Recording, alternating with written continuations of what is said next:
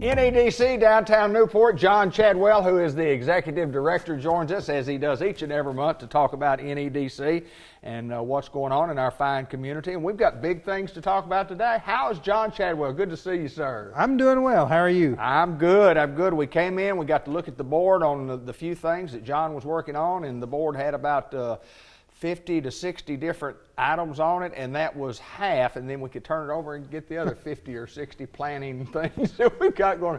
You guys stay busy, and I mean busy. Talk about being busy, number one, before we get into our grants. Well, the staff here stays busy, and there's, we're going a lot of different directions, trying to do a lot of different things, but all of it's good for Newport and Jackson County, and so we all enjoy what we do, and so that makes it kind of worthwhile. We now have so much going on. We got to make sure we don't overlap, conflict, and Tech Depot staying so busy. We got to make sure if somebody needs room that we're not doubling up the room. So we're trying to put down everything we know for 2025. And as you saw, it's a good bit already. So, that's a good problem to have. It is. It is for sure. That means that we're doing great things, which we always talk about how well we're doing down here.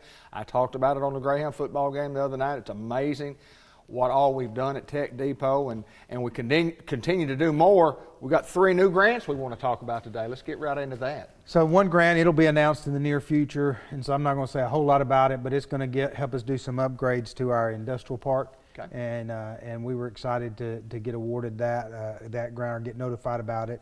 But yeah, it'll be something that'll help us when we're recruiting new businesses with the upgrades we can make.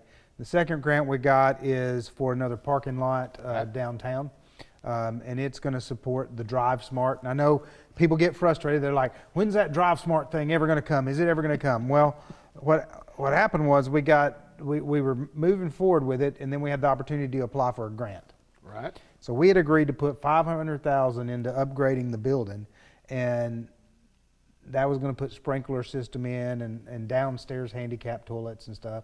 And right before we started, we got notified by our grant writers at White River Planning and Development that there was a grant out there that we could get for this project that would be $2 million that we had to match with $500,000. Wow. Well, we were already putting $500,000 in, so it was basically a free $2 million. So we applied for that grant. Now, that the grant process, anytime you get a grant, it slows everything down. Sure. And so it has slowed everything down, but it's going to save the company probably $700,000 to $1 million, because they were going to come in and put all the wiring in and the server racks and desks and all that. Well, this grant will pay for a lot of that. Right. And so they were willing to slow down for 9 months or so to really be able to save $750,000 to $1 million. So we have the plans. They're almost finished. We'll be sending them to the Economic Development Administration. Once they approve them, we can turn around and we can let them out for bid. And so I'm hoping that by January you'll see construction started at the Drive Smart thing, and then we'll have a timeline for when they're going to be here. But we're pretty excited about that. But once they come, if you've been down here when we've had training classes, especially when the prisons in their training classes, parking's at a premium. It is. Even with the parking lots that we've added. And so when they come in and they're going to employ 50 people right off the bat, that's really going to tighten the parking up. So the lot at the corner of Laurel and 3rd Street that's vacant right now, we got a grant from the Delta Regional Authority to put a parking lot in that can be dedicated to Drive Smart. It'll have about 45 spots in it, and they'll have 8 or 10 right behind their building. So it'll make it where they can at least start and have parking for all their employees. And then when we have festivals and things downtown, it'll just provide extra parking downtown. So we're pretty excited about that. It was a $378,000 grant, and we had to match it with $40,000. And so wow. we'll have a nice, and it'll look much nicer. Right now, that's just a vacant piece of property with old foundation stuff on it. And so we'll be able to take that old foundation stuff up and have a nice concrete parking lot there as you come into downtown Newport.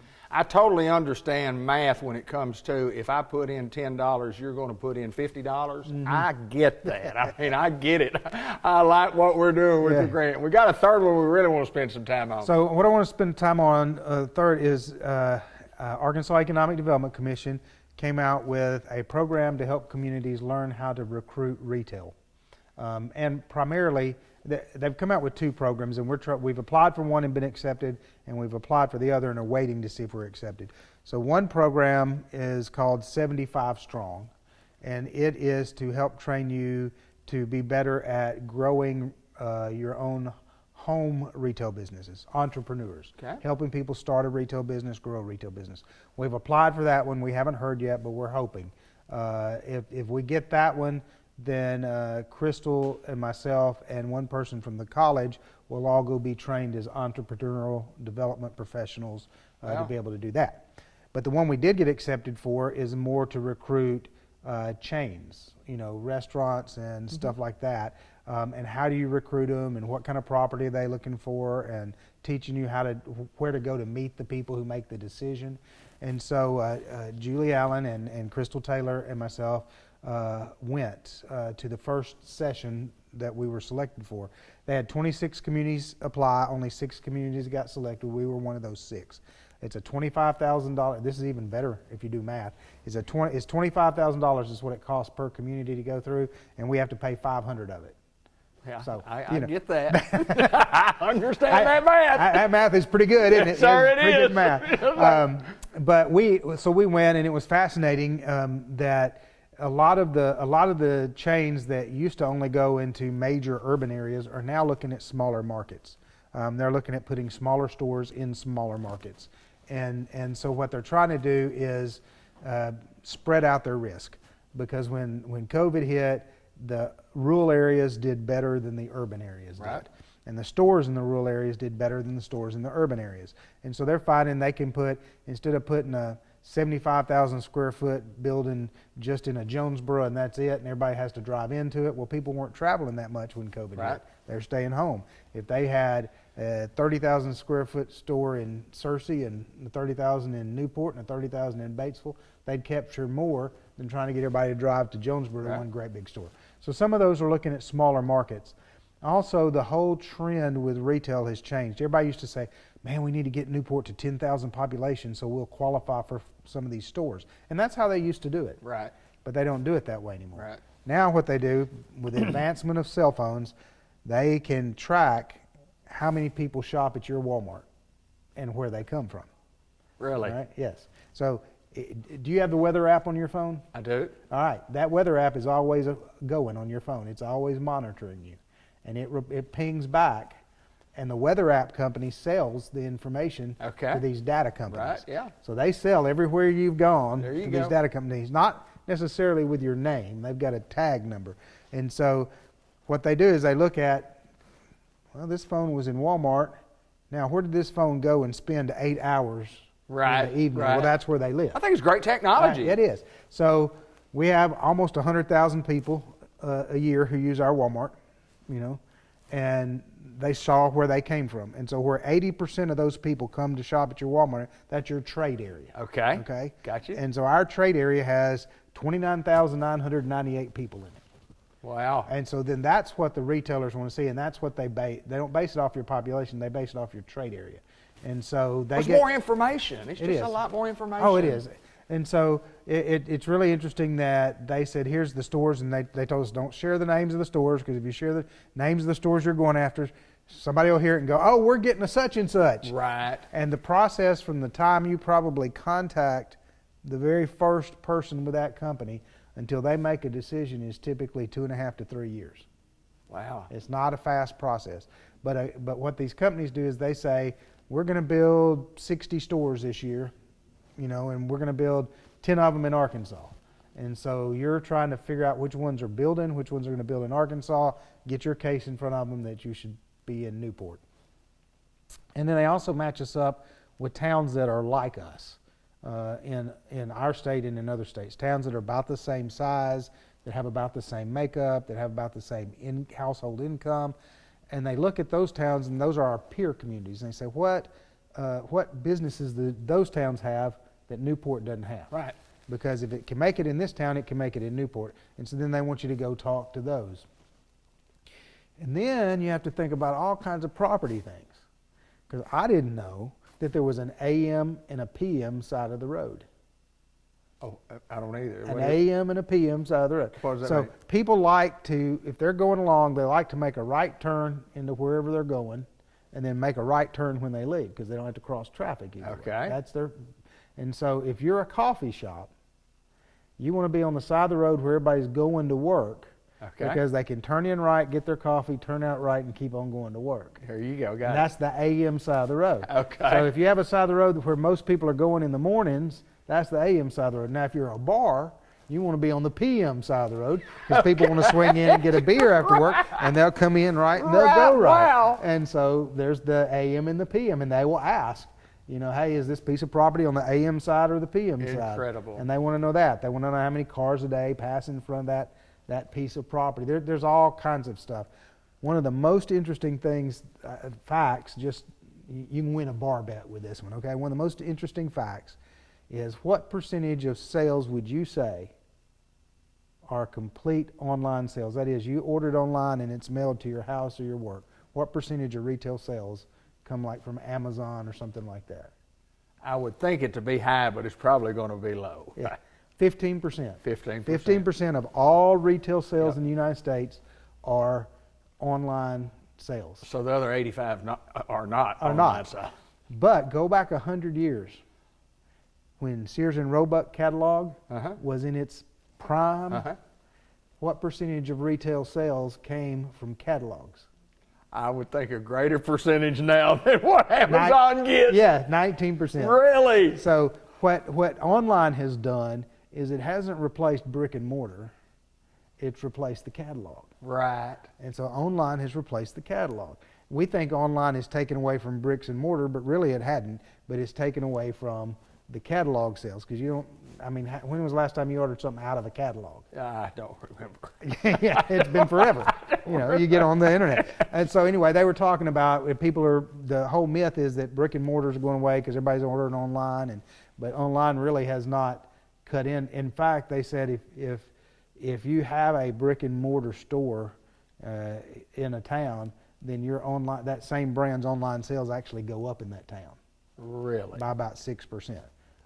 Because people think of it. They drive by it and they think of it, and they may not go in the store, but they'll get online and order it from that same store. It's amazing what technology has done. We talk about technology all the time of just getting the information, getting the analytical information on the hows and the whys of buying processes and what people do. I mean, it's just incredible. And this grant is, I mean, it's one of those things where we're going to learn, and we're going to learn how all this works. We are. I'll give you one last little bit of data. So in our trade area, there's $567 million spent every year, okay? $500 million spent in that trade area. 400 million of it is spent, a little less than 400 million of it is spent in the trade area, which means 179 million is spent outside. Right. And so that's called your gap. You need the businesses, you need to figure out what they're spending on outside, and that's the businesses you need to recruit because you can say, hey, these people would shop here for this. If we had it. And our two biggest one, the first one is grocery stores. Mm-hmm. And so we have enough, we have $65 million a year in our trade area being spent outside our trade area on groceries. Wow. So people are driving to a neighboring community to buy groceries. That's enough to recruit one more grocery store. You bet. You know, so You bet. And then restaurants. Yep. Restaurants is the second thing. People are driving out of town to eat. We have about $35 million a year being spent outside our area by people driving out to eat. So those are compelling figures for us to go to. And a restaurant, they'll want $3 to $4 million in revenue a year. So if you got 35 million that's being lost, you could recruit 5 or 6 of those. Absolutely. You know, to come in. So they gave us names of restaurants that might be good here, grocery stores that might be good here, other kinds of stores that might be good here for us to go and meet with, and a lot of data. I mean, we got a little thumb drive with so much data I don't even know.